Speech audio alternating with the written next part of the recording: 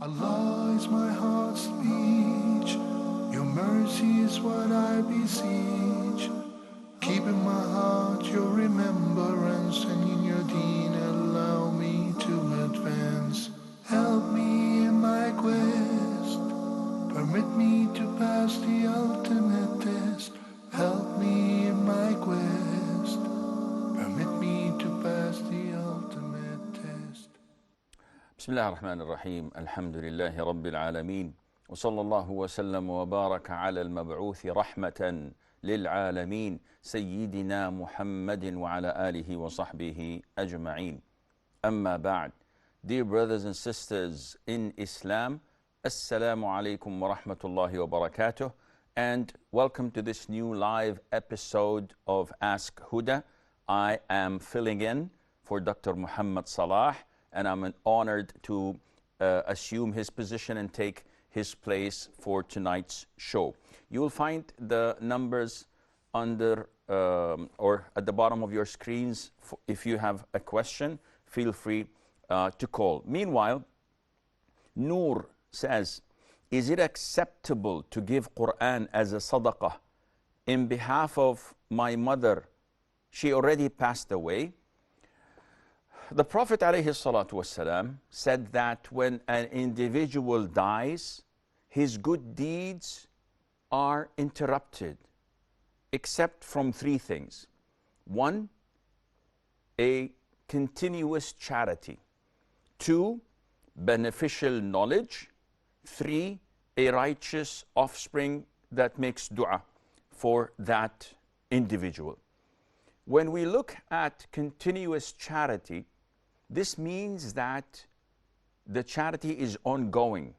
When you feed a poor person, it's a meal that he consumes and it's gone. But when you build a masjid, when you dig a well, when you give a Quran to a masjid or to an institution or to a circle of tahfidh, and the students keep on reading and learning and reciting the Quran from it, it is continuous ajr and reward for your deceased. Therefore, definitely you are permitted and it is acceptable to give a copy of the Quran as a sadaqah on behalf of your deceased one. Hanizha says, is it okay for my mother to go to Hajj alone? We are from the Philippines, and it is her first time, inshallah, to perform Hajj this year. She will be accompanied by a sheikh and together with friends. Now, the issue of performing Hajj without a male mahram, there are difference of opinion among scholars. The vast majority prohibit this. But let us not look into the different opinions of scholars. Let us go back to the Quran and to the Sunnah. An authentic hadith. The Prophet said, ﷺ, it is not permissible for a woman who believes in Allah and the Day of Judgment to travel without a male mahram. A statement so beautifully put by our Prophet ﷺ. Now, the Prophet said to travel. Maybe Hajj is included, maybe it's not. Any type of travel is prohibited without a male mahram. This is what the Prophet said ﷺ.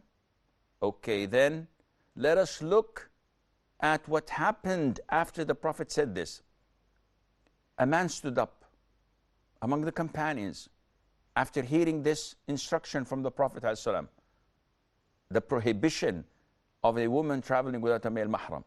So he said, "O Prophet of Allah, my name was selected to go on an expedition for jihad.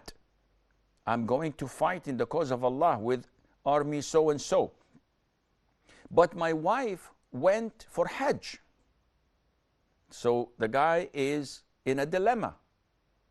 The Prophet ﷺ said to him, go and catch with your wife. Catch up with your wife. Which the scholars looked at the hadith and said, You don't have to be a rocket scientist to understand this. The Prophet did not ask him, ﷺ, is your wife young or old? The Prophet did not ask him to explain whether she was beautiful or ugly. The Prophet ﷺ did not ask him whether she was alone or with a trustworthy companionship, like a sheikh or other friends and women. The Prophet did not inquire, which means that the ruling is for all. Go and catch up with your wife, because if it was permissible to go alone or with trustworthy companion, the Prophet would not have ordered him to leave jihad and go and accompany his wife. So when you hear and read and learn this hadith, and you learn of difference of opinions of other scholars, you say to them, with all due respect, this is the hadith of the Prophet ﷺ. They said, yeah, but Umar ibn al-Khattab, may Allah be pleased with him, sent the mothers of the believers, the wives of the Prophet ﷺ, to perform Hajj. So, every woman had her mahram with her. Where does it say in the hadith that they did not have mahrams? Not only that, Sauda bint Zum'a, may Allah be pleased with her, she was among the mothers of the believers that would never have traveled out of Medina, period. They would say, okay, there's another hadith where the Prophet told us that there will come a time when a woman travels from Aden to, in Hadramut, or to Sana'a in Yemen, etc., alone. Okay, the Prophet is telling us about something that would happen in the future, not that he's approving of it. Imagine that the Prophet, when he tells us about the coming of the Dajjal, is he approving of it and saying that this is a good thing? Or rather, he's telling us about a prediction of something that Allah told him that would happen in the future. So, when you come with this clear evidence from the hadith of the Prophet ﷺ, and you find that there are different opinions of scholars, you raise your hat to all the scholars and say, with all due respect, I only follow the Quran and the Sunnah, especially if the Sunnah is crystal clear. How dare I follow Tom, Dick, or Harry when the hadith is crystal clear? I appreciate their ijtihad. I appreciate what they had said. But the majority follow the hadith of scholars. And the hadith is crystal clear. So I believe that this is not permissible for your mother to go. We have Lubna from the Netherlands. So it's not Holland anymore. Yes, Sister Lubna. Sister Lubna. I apologize. It seems that we've kept her waiting for too long. Okay. Okay, so we move on to the following question. It is from Kaushik. And he says, can I make dua in prostration? Now, the quick answer would be yes. Can I make dua? Yes. The extended version of the answer would be, the Prophet ﷺ said, the closest a servant of Allah is to Allah when he is in prostration. Therefore, make as much dua as you can. Full stop, unquote. This is the hadith of the Prophet ﷺ. So, when someone comes to you and says, oh Shaykh, our school of thought, our Maulana, our scholars, our Imams, say that you cannot make dua in sujood of worldly matters. Say that you cannot make dua in sujood in fard prayer. Say that you cannot make dua in sujood in your own language. Tell them with all due respect, this is not true. You can make dua for things in the hereafter or things for worldly matters. Oh Allah, fix my car. Oh Allah, grant me a better car, a newer model. No problem. If you don't ask Allah, who will you ask? Allah has so many servants and slaves and creatures that worship Him. But we have only one Lord, one God that we can ask of Him. Therefore, you can ask anything you want from Allah Azza wa Jal, providing it is not evil. You don't ask Allah to facilitate sin for you. Oh Allah, I'm dating this girl, make it happen. No, this is haram. And you don't ask Allah for transgression, for evil deeds, killing people, etc., which is al-baghi wal-'udwan. This is not permissible. Okay, what about fard and sunnah? They're the same.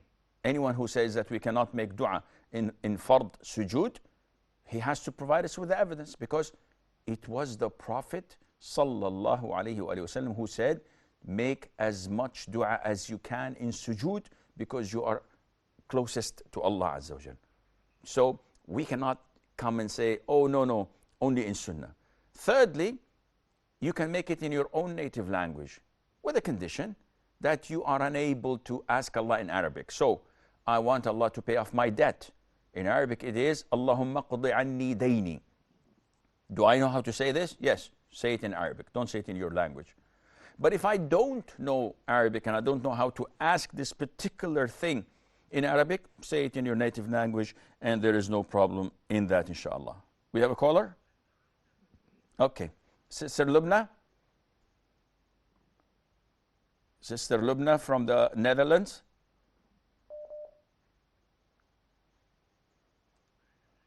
Sister Lubna?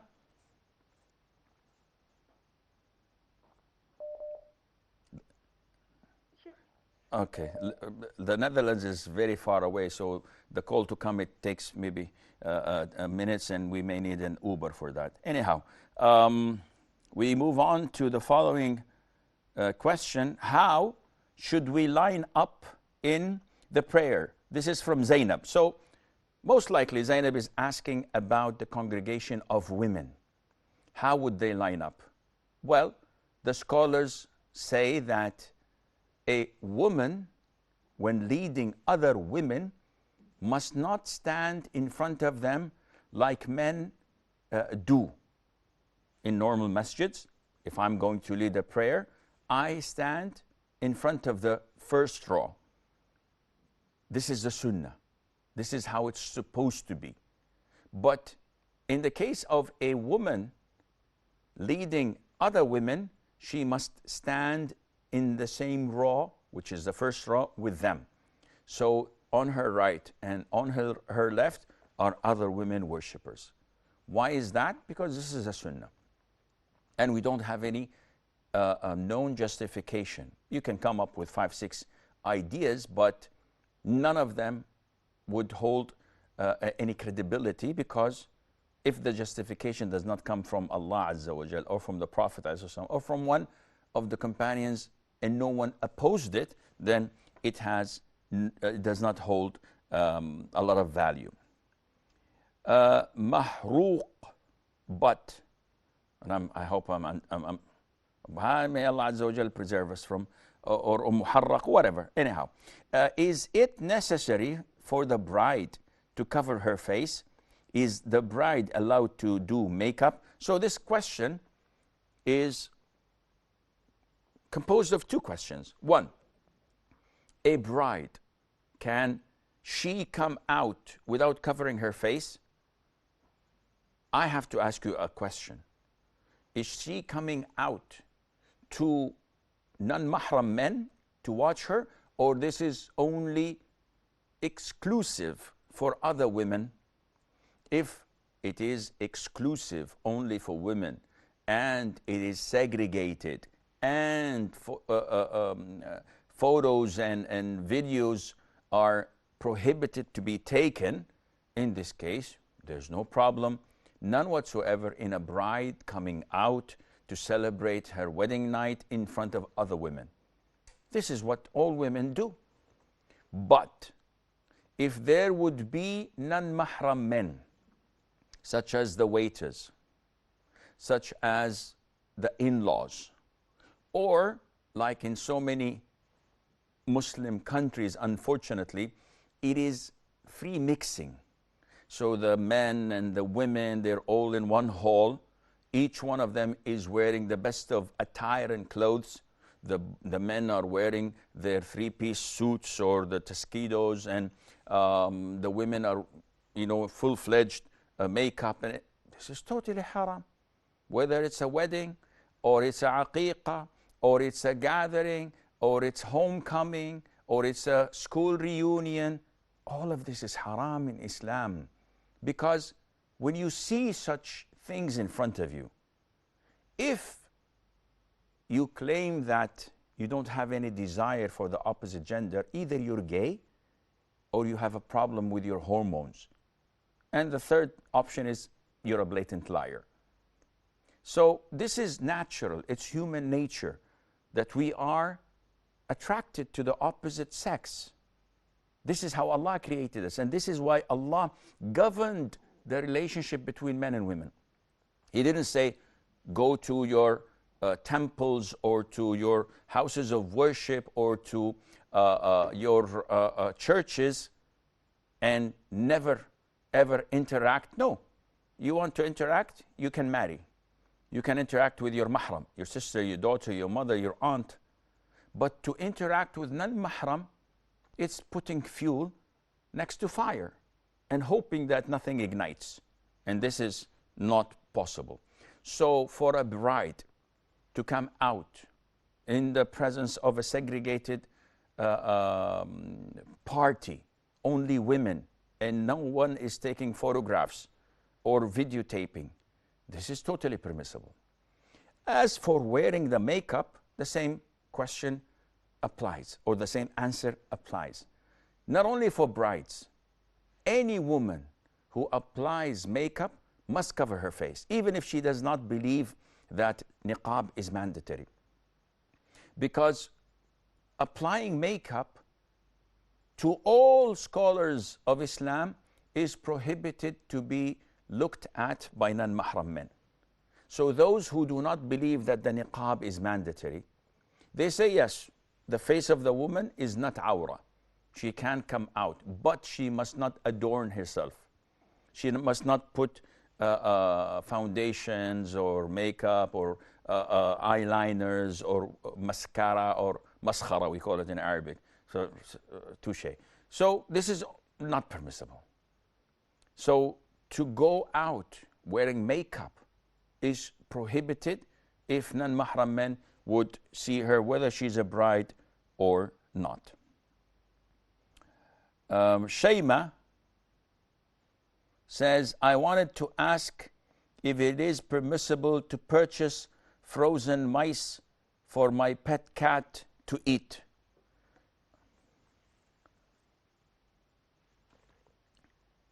I never knew that they sell frozen cats.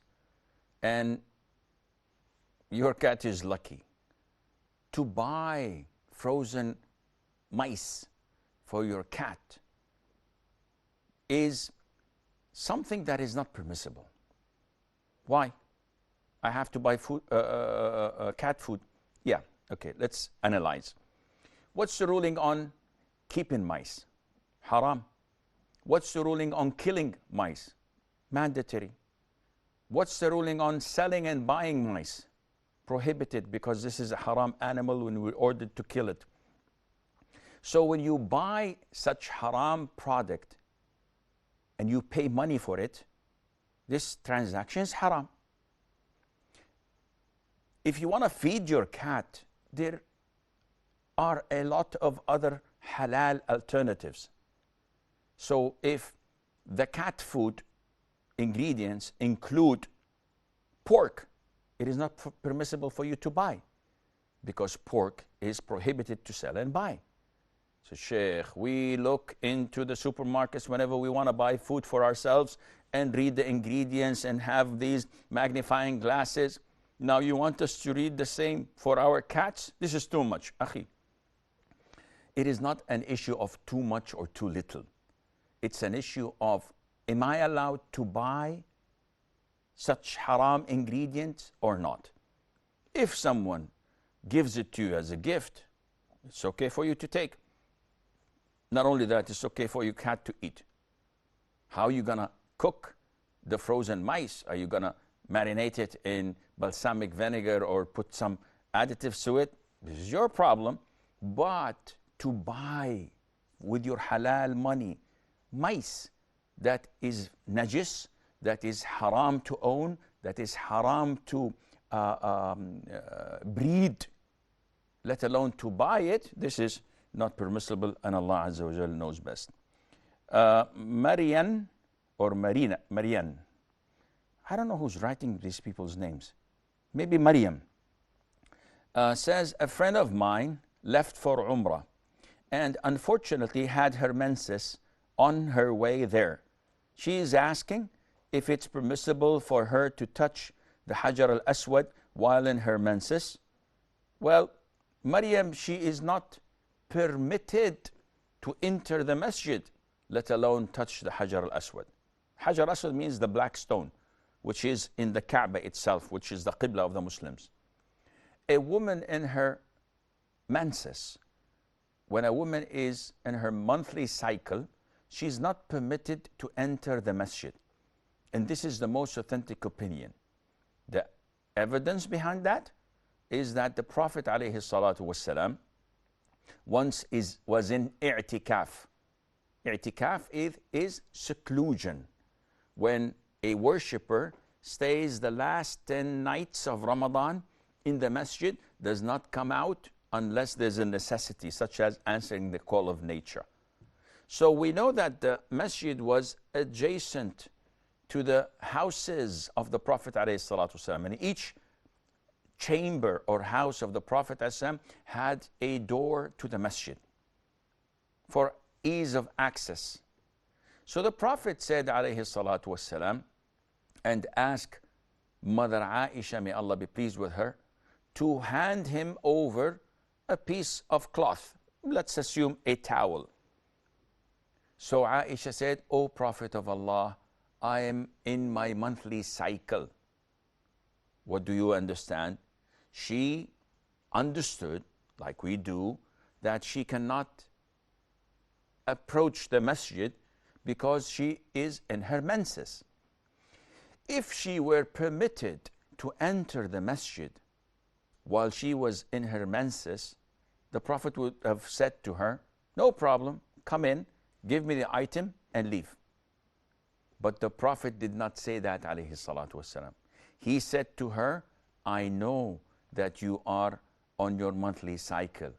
Your monthly cycle is not in your hand. Meaning that your hand entering the space of the masjid is okay. What is not okay, if you enter the masjid with your body while in the state of monthly cycle. So the hadith is crystal clear. Now, Sheikh, there are many scholars who say this or that. With all due respect, what do we care when we have the hadith of the Prophet ﷺ that clearly states a fact that anyone on the street can understand? Okay, Sheikh, the scholars who said it's permissible, didn't they read the hadith? Didn't they understand it like you have done? It's not my job to justify their mistakes.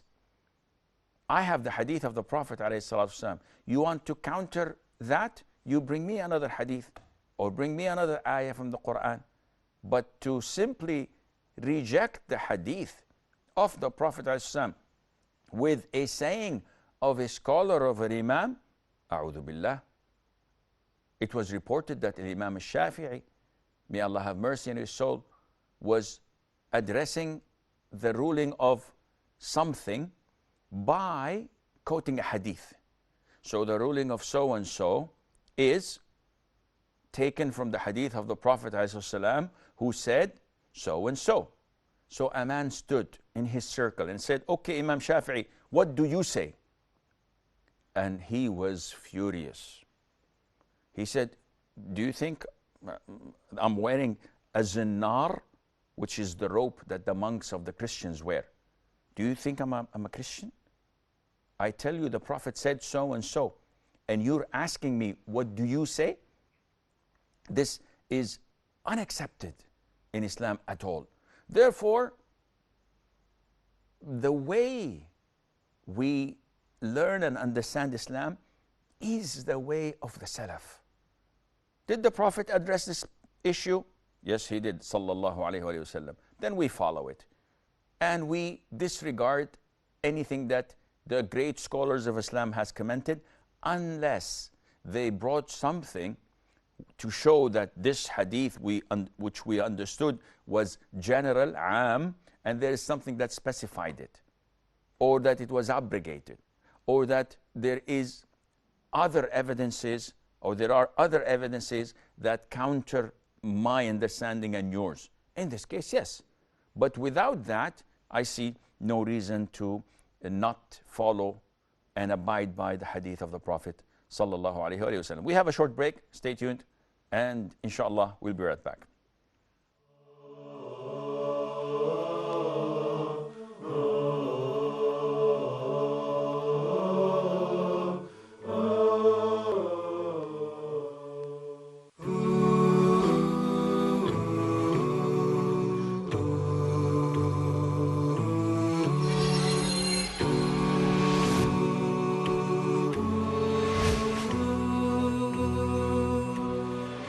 Did you renew your intentions today?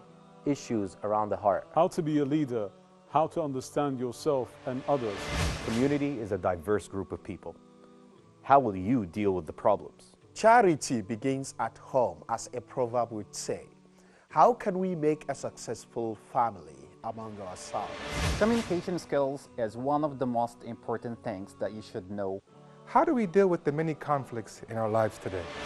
Join us on Huda TV in Youth Matters, where we'll talk about different aspects and subjects related to youth and highlight the importance of youth in the development of the Ummah.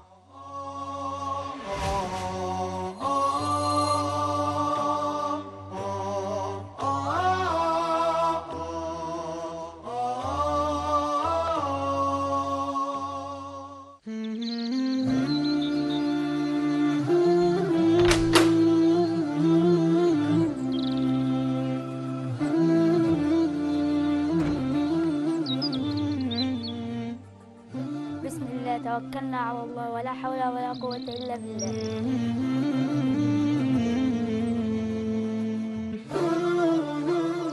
Anas, may Allah be pleased with him, reported, the Messenger of Allah, peace be upon him, said, whoever says, upon leaving his house, Bismillah, tawakkaltu ala Allah, wala hawla wala quwwata illa billah. I begin with the name of Allah. I trust in Allah. There is no altering of conditions but by the power of Allah. It will be said to him, you are guided, defended, and protected. The devil will go far away from him.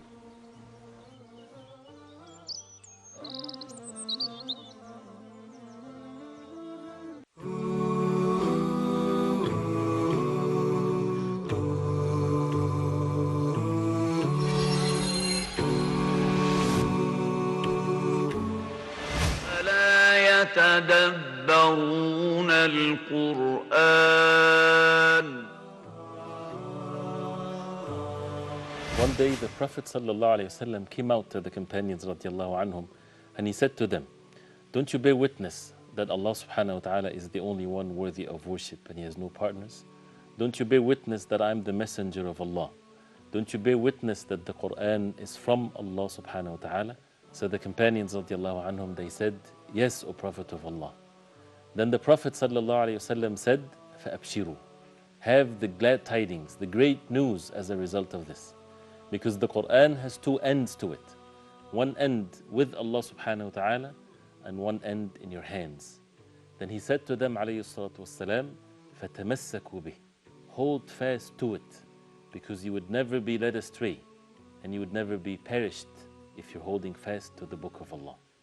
Because of that, join us every week in Quran in Depth, where we recite and reflect and ponder over the verses of the Quran. We go in depth into the verses, following the ways of the Prophet ﷺ and the companions radiallahu anhum, when they used to take the verses, one set of verses after another.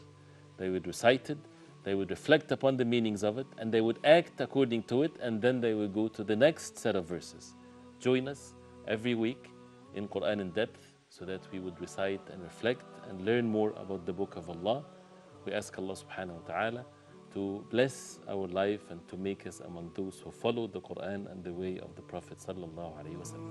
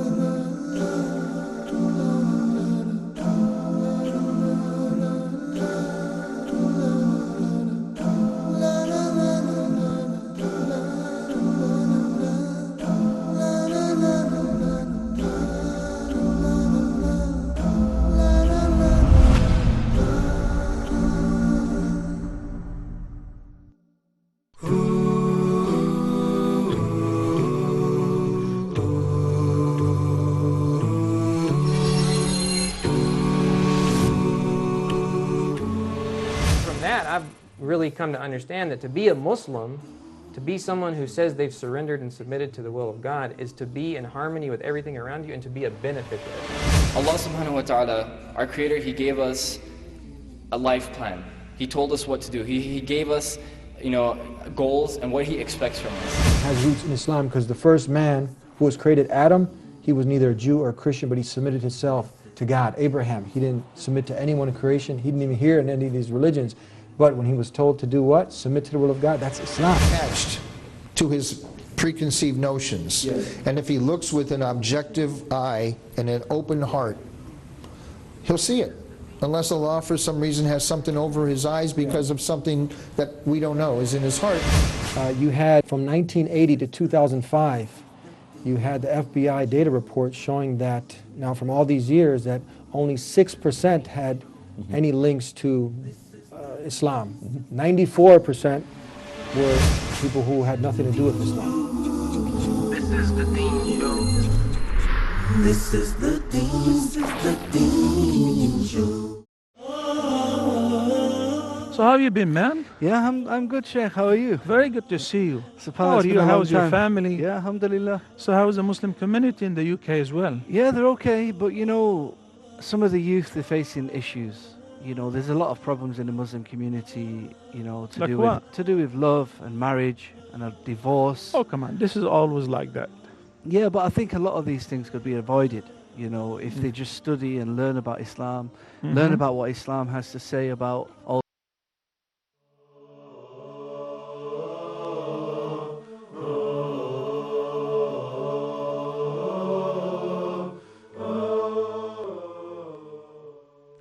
Assalamu alaikum wa rahmatullah and welcome back. That was quite a long break. I almost fell asleep. We have other questions from Zawjatu Yahya. These names, I don't know, Huda TV gets really excellent names. How to tell my husband to quit from smoking even though we are advising him, he just says, anyway, I'm the one who's sinning. Well, actually, he's right. He's the one who will be held accountable of the day of judgment. As a wife, you have to be smart, you have to be intelligent, and you have to weigh the pros and cons. You do not kill a mosquito with a shotgun or a cannon. That would be an overkill. And the sin of smoking, though it's sinful, we resent it, and it is foul smell for people who do it, yet it is not one of the major sins that allow you as a wife to make his life miserable and maybe end up in divorce.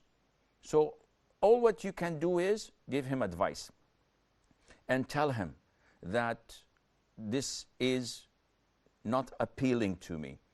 I can't kiss you when you smell like this. If you want to have intimacy or come close to me, please do something about the smell. Maybe eat some chewing gum, peppermint, take a shower, put perfumes, so that he would feel that this is something wrong. But keep on nagging him.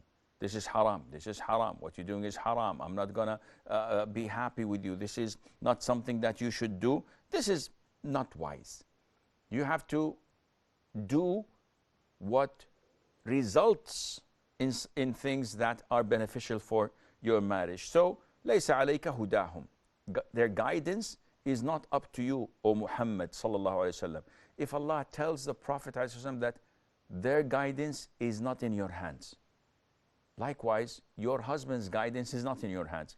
Advise him diplomatically, nicely, try your level best, but at the end of the day, he's the one who's going to pay for all of that. Abdul Jalil, finally, a good name. كان مؤذن, call for the prayer without ablution. The vast majority of scholars say that this is no problem.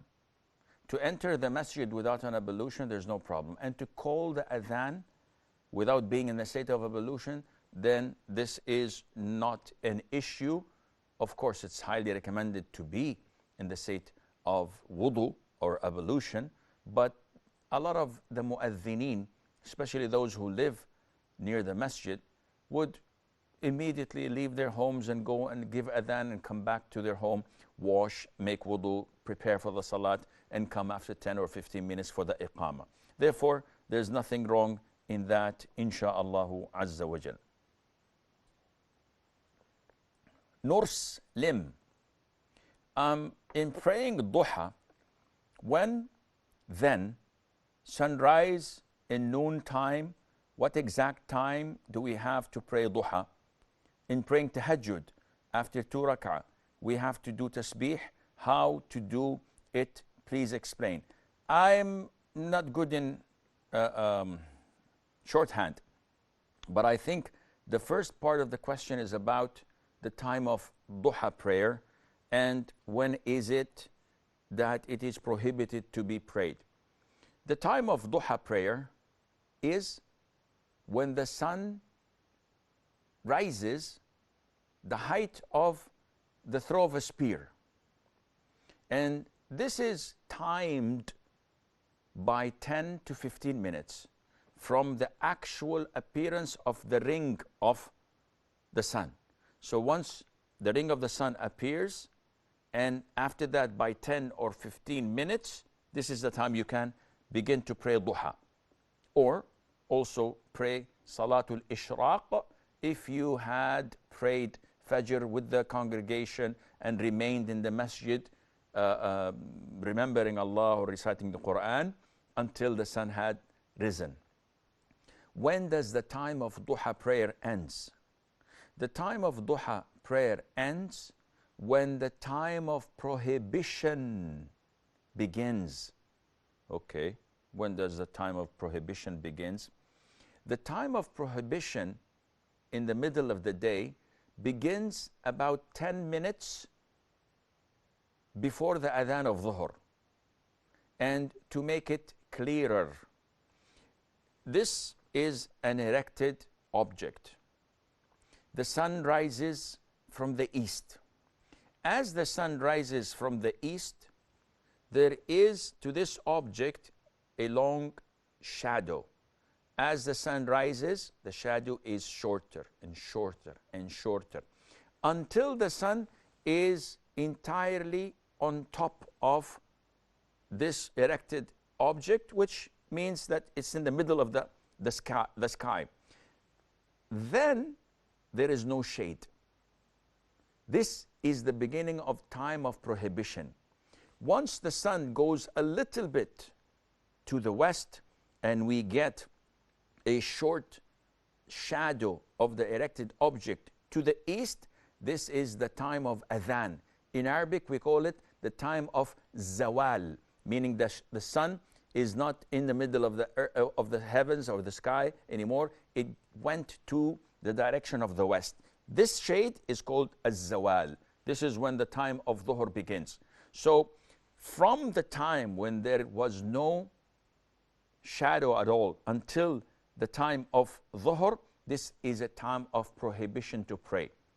And duha prayer is among the time of the prayers that we must not pray at that particular moment, which is approximately between 5 to 10 minutes. Just to be safe, make it 10 minutes before the adhan of dhuhr. So you do not pray then. The second question of Norse Lim is in praying tahajjud after 2 rak'ahs, we have to do tasbih.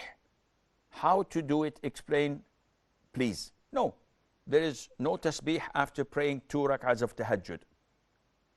In some countries, the Muslims innovate. So I remember praying in one of the Islamic countries ages ago in Ramadan. And in Taraweeh, between every 2 rak'ahs, the Imam, after concluding the salam, he says, Sallu ala nabiyyina Muhammad. Okay. And after the 3rd and 4th rak'ah, he said, Raddu ala Abi Bakr. And I will not say which country was that. So all of this is innovation. There is no tasbih between the 2 rak'ahs of tahajjud or of Taraweeh. Once you pray your witr and you finish and conclude the last rak'ah of witr, the sunnah is to say 3 times, Subhan al-Malik al-Quddus, Subhan al-Malik al-Quddus. And the 3rd time you prolong it, as the Prophet did, as Subhan al-Malik al-Quddus. This is how the Prophet said it, and we follow. So, to do tasbih after the 2 rak'ahs of tahajjud, this is not permissible. Okay, Kenya, Joy Abdul Karim. Is it halal for men to implant teeth? Now, what Kenya is asking about implantation of teeth. And let's think about it. Why would a person implant a teeth? Definitely because his tooth was extracted, was taken out. Either because it was broken, it was totally defective. No one does it for the sake of beautification. No. And it's an expensive procedure and it's painful. So if there is a need for it, the answer is definitely no problem in that. If the dentist extracted 1 or 2 or more of your teeth and you're unable to eat or you're unable to speak and you need something that is artificial to be implanted, there is no problem in that, none whatsoever, insha'Allah. Sahra Ali says, I have a question regarding mahar. If your husband, ex, did not give you your mahar and it has been many years and you notice that he is not intending to do so, can you choose to forgive him? Now, what is the meaning of mahar? Mahar means dowry. And when a man marries a woman, he has to give her her dowry. This is her right. So if she was kind enough to postpone receiving the dowry, and she says, okay, maybe next year, maybe, I don't want it now, and they consummated the marriage and they had children, this is a debt that the man must give to the woman. Unfortunately, a lot of quote unquote so-called men may deprive their wives, especially after divorce, from their God-given right. And they will be held accountable on the Day of Judgment.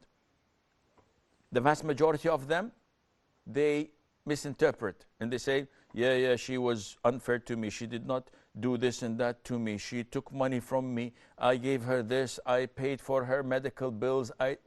They misinterpret and they find justification for their evil acts. Akhi, this is not going to help you. On the Day of Judgment, you're going to be held accountable. And this debt, you will pay each and every penny from your own good deeds on the Day of Judgment. Plus interest, if there were any interest. because you have deprived this poor woman from her God-given right while you enjoyed her without paying her anything. And this is totally haram. Now for you, is it as a wife recommended that you forgive him? This is up to you. If you are in need, why would you forgive him? Sue his or sue this evil person, take him to court and show the evidences, the marriage contract where it's written how much he's supposed to pay you, and even if they throw him in jail, let it be. This is your God-given right. Such a person does not deserve your kindness and forgiveness. But if he's stone broke, seriously, he was trying but he's unable to provide for you and he doesn't have the means of it, you can reach an agreement of paying it in installments, or you can forgive him and your reward would be to Allah Azza wa Jal. Khan Al-Hakeem, if I have taken ablution and wore my socks, then next time when I am taking ablution, no need to remove socks and wash my feet? Question mark. Is that ablution valid? Question mark. First of all, this is known as wiping over the socks or the shoes. In Arabic, al-mashu ala al-khuffayn. And this usually is found in the books of fiqh, but also in the books of aqidah, because this is part of the aqidah of Ahl Sunnah wal Jama'ah. Al-Imam Ahmad narrated so many hadiths about this from the companions, and he says that I have not a shroud of doubt about this. So this is why scholars put it in the books of aqidah to differentiate the aqidah of Ahl Sunnah wal Jama'ah from those who do not believe in wiping over the socks, such as Al-Khawarij and Al-Rafida. They reject it. Us, Ahl Sunnah wal Jama'ah, we believe in it and we apply it. There are conditions for doing this. So can I wipe on any socks or shoes? No, there are conditions. Condition number one, that you must put on the socks or the shoes you want to wipe over while you are in the state of wudu. So after I finish my wudu, now I can pray. If I put on my socks now or after half an hour or an hour where I'm still in my state of wudu, I did not break my wudu, in this case, later on when I make wudu, I can wipe over my socks or shoes. So this is condition one. To put it on, as per the hadith of Al-Mughira ibn Shu'bah, may Allah be pleased with him, on or in the state of wudu. Second condition, that the material of the khuf or the socks or the shoes is halal. You don't wear skins of pig, for example, or of maita, dead animals, because this is najis. And I'm not going to go into tanning and whether the meat is eatable or not of that animal. I'm just giving a general idea. Number three, that the socks covers the foot and the ankles. So the area that is usually washed in wudu must be covered with the socks or with the shoes or with the khuf. Because if it's below that, you cannot wipe on it. And number four is that you have to observe the time of wiping. So a resident can wipe for a day and night, 24 hours. And a traveler can wipe for 3 days and 3 nights, which is 72 hours. And I hope this answers your question. This is all the time we have until we meet. Well, actually, and we're not going to meet on Ask Huda. Sheikh Muhammad Salah would be, inshallah, on Sunday. But I'll probably meet you on Ask Zad on Saturday. So until then, I leave you في أمان الله والسلام عليكم ورحمة الله وبركاته. Allah is my heart's speech. Your mercy is what I beseech. Keep in my heart your remembrance, and in your deen allow me to advance. Help me in my quest. Permit me to pass the ultimate test. Help me in my quest. Permit me to pass the ultimate test. Allah is my heart's